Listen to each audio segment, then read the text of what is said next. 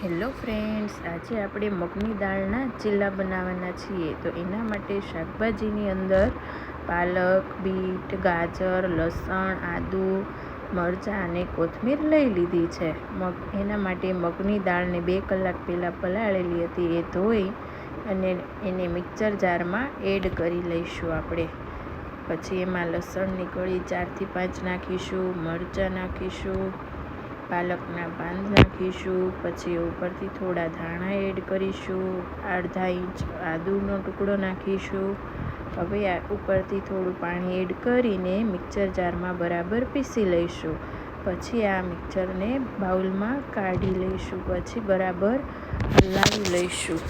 બરાબર હલાવાઈ જાય પછી આપણે એમાં મીઠું નાખીશું, થોડી હળદર નાખી દઈશું અને ધાણા જીરું પાવડર પણ એડ કરી દઈશું. આ બધું નાખીને એને બરાબર હલાવી લઈશું. પછી ગેસ પર એક તવાને ગરમ કરવા મૂકી દઈશું. એમાં ઘી નાખીને આ બેટરને ઢોસાની જેમ ફેલાવી લઈશું.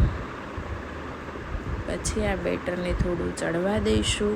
ચડી જાય એટલે એની ઉપરથી આપણે જે સબ્જી કટ કર્યું હતું એ ગાજર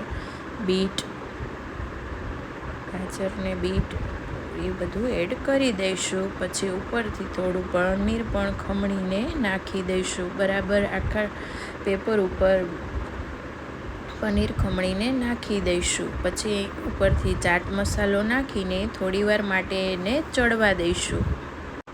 ઉપરથી આપણે થોડું ઘી એડ કરીને ચડવા દઈશું એને.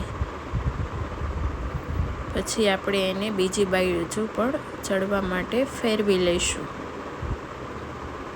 બંને બાજુ ગોલ્ડન બ્રાઉન થાય ત્યાં સુધી ફેરવીને શેકી લઈશું. હવે આપણા મૂંગ દાળ ચીલા રેડી થઈ ગયા છે. તો એને આવી રીતના ફોલ્ડ કરી દઈશું. ફોલ્ડ કરી બંને સાઈડ પાછા ક્રિસ્પી થાય એ રીતના શેકી લેવાનું છે. એ ક્રિસ્પી થઈ જાય પછી આપણે એને કટ કરી લઈશું નાના નાના ટુકડામાં. આવી રીતના નાના નાના 4 ટુકડા થઈ જાય એટલે આપણા રેડી છે મૂંગ દાળ ચીલા. ચાલો મિત્રો, ખાવા માટે.